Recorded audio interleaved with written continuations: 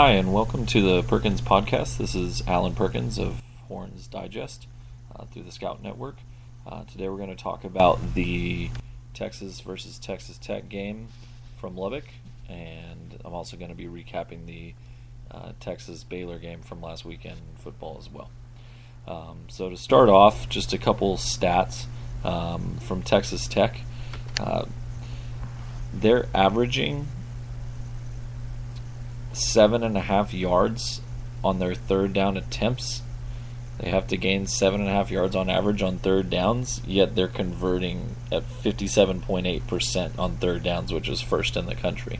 So the 7.5 yards to go on third down is one of the worst in the country, if not the worst, but yet they're still converting at a 57.8% clip, which is crazy. Tech has lost games this year, typically due to their poor defense, which is ranked 126th in total defense. Penalties, in which they get 75 yards per game on penalties, and their turnover margin is -5.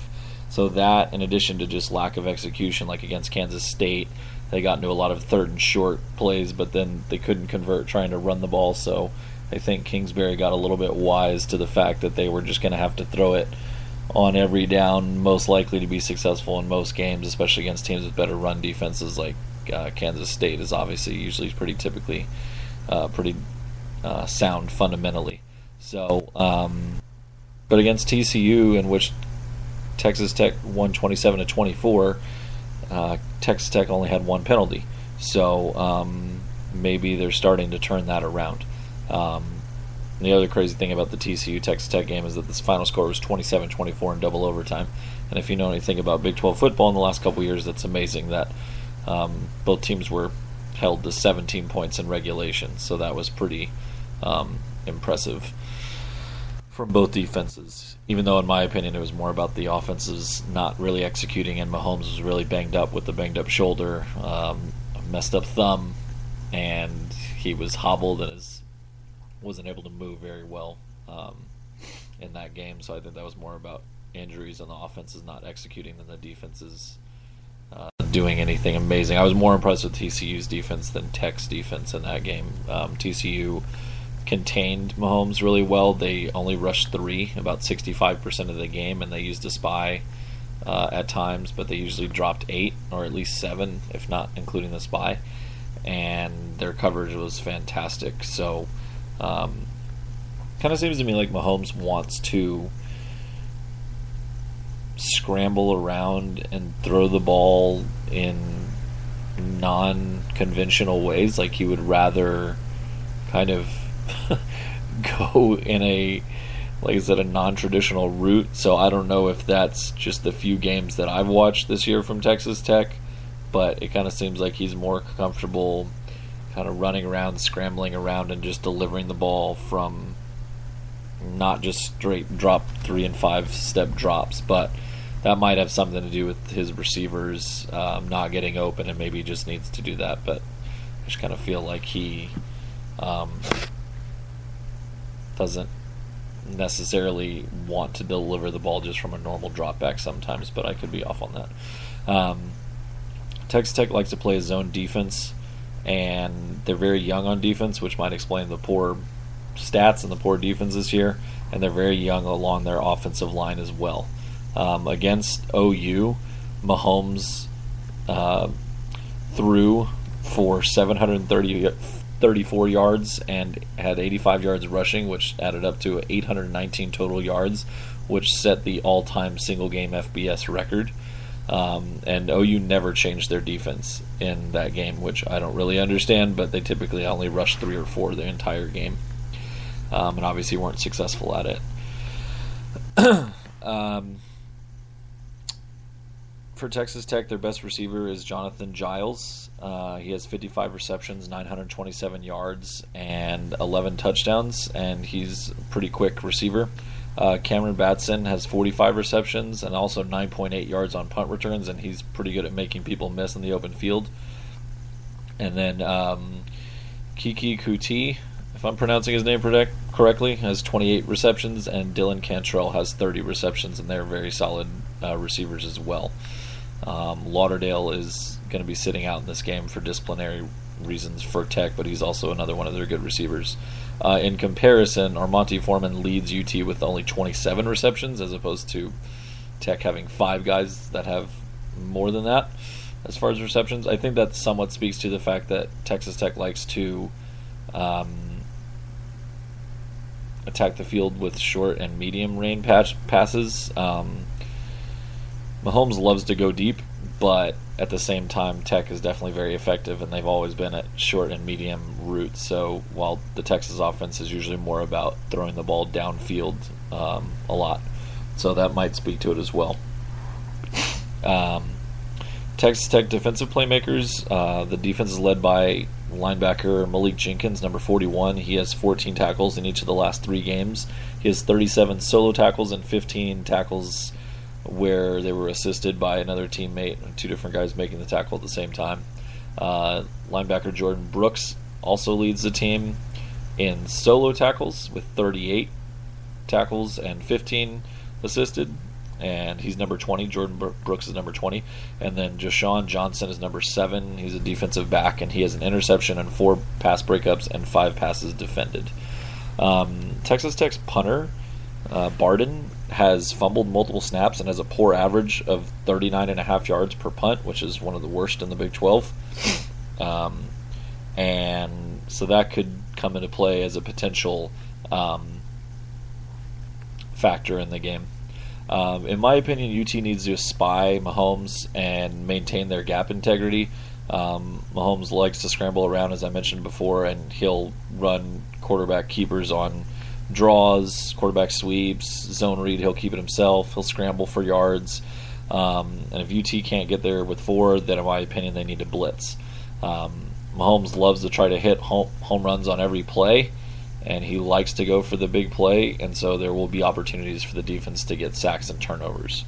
Tech allows 214 yards per game, which is 104th on the ground. So that means the Big 12 Offensive Player of the Week, Deontay Foreman, will probably go for 200 again, in my opinion. He should have a good day. Tech is horrible against the run statistically, but I did see times against TCU and Oklahoma when they put 7 in the box once both teams were having some success running against them. I did see Tech make some nice stops at the line of scrimmage, so they aren't unable to make plays, but over the course of the game, teams usually are able to take advantage of their young defense. Tech also allows 305 yards per game against the pass, and they get beat pretty often. D.D. Westbrook and Joe Mixon got behind their defense lots of times. Even Oklahoma's fullback got behind their Tech's defense in that crazy 66-59 game that OU won in Lubbock. UT is currently 2nd in the country in sacks per game at 3.88 and 10th in the country in tackles for loss per game. They have 8 tackles for loss per game. Some of that is a little bit skewed from the UTEP, and you could even say from the Notre Dame game. They got, I think, 5 against UTEP and 3 against Notre Dame. So against some weaker competition, they had gotten some good sack numbers, but the Notre Dame offensive line is supposed to be the best that UT played all year, allegedly, based on pro talent. So, I don't know. Stats can always be skewed for however you want to skew them in NCAA football, considering the talent level that teams play. But for what it's worth, 2nd in sacks and 10th in tackles for loss. And the defensive line really could have had way more sacks per game if they wouldn't have missed sacks and just by flying by the quarterback or just barely missing him because a quarterback had great pocket awareness. So that number really could be a lot higher considering how many times UT has gotten to the backfield this year. In my opinion, UT really needs to avoid scoring droughts and going 3 and out, which is obvious for any team. But against Baylor, UT in 5 drives between the second quarter and the fourth quarter, in 5 drives they only got 3 points, and during that time they were outscored 20-3 by Baylor. And there's kind of been a disturbing trend of having a low-scoring half, whether it's the first or the second, depending on the game, where Texas has had 12 points against Baylor in the second half, 7 points against Kansas State in the first half, 3 points against Iowa State in the first half, 13 points against OU in the first half, 6 points against Oklahoma State in the second half, and only 10 points against Cal in the second half. So the 12, 13, 10, some might argue that those numbers aren't especially low, especially considering in the Oklahoma game and the Cal game that Texas scored 40 and 43 points. You could say, well, they had a big explosion in one of the halves, and that may be true, but in today's college football, 10 points, 6 points isn't going to get it done. So I'd say maybe about 17 or 20 is where I would cut that number off as far as being unreasonable, but I just thought that was an interesting trend that I had noticed, where Texas just kind of falls off the cliff sometimes offensively. They string together a lot of unsuccessful drives. I went back and watched the Baylor game, and UT played press coverage with no free release, where they were really jamming the receivers at the line. They did that 23% of the plays against Baylor. Chris Boyd and PJ Locke were the most aggressive in that, and were the most aggressive in the secondary against Baylor in general. John Bonney and Dylan Haynes made some really big plays as well, and those 4 players on the defensive line will be huge in the Texas Tech game, obviously, because you got to get pressure, and the secondary is going to be tested against the number 1 passing offense in the country. I was happy to see that Sterling Gilbert threw in some new wrinkles last week. I'd like to see more, and I'd like to see less of some of those wrinkles. I don't really want to see Swoops at running back anymore. The only thing I could think of is maybe trying to get him Deontay Foreman some breaks, since Chris Warren is injured and has been injured. But I'd just as be happy to see little Jordan Humphrey or Texas's other backup running back, whose name is escaping me at the moment, even though he's a freshman. He hasn't done much. Kyle Porter, because Swoops and the running back position was not working, not surprisingly. So get rid of the 18-wheeler and Swoops at running back, please, Sterling Gilbert.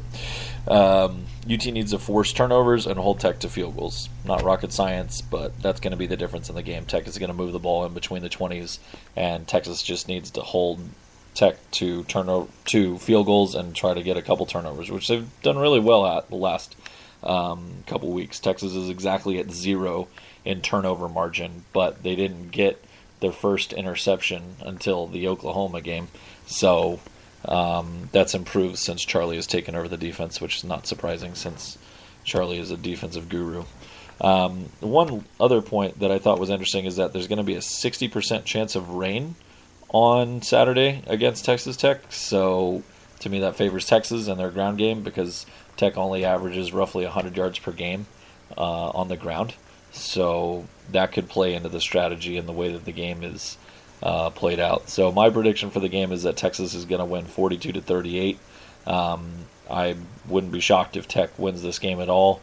I think it's going to be a close game, but Texas defense, we're going to see how much they've really improved in this game, because they're certainly going to be tested. So, and even though they won the Baylor game, they still gave up 398 yards of rushing against Baylor, and Baylor had 3 possessions inside the red zone in the second half where they only came away with 6 points. They had 2 field goals and a fumble.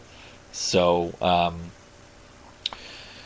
it's not as if the defense held Baylor to 7 points or something. There's still plenty of things to be fixed. I thought what was most impressive was the way that the secondary played. That was the best the secondary played it all year, considering the situation and the stakes and the competition in my mind. John Bodine knocked away a few passes. Dylan Haynes knocked away a couple passes. Boyd got a deflection that led to a PJ Locke interception.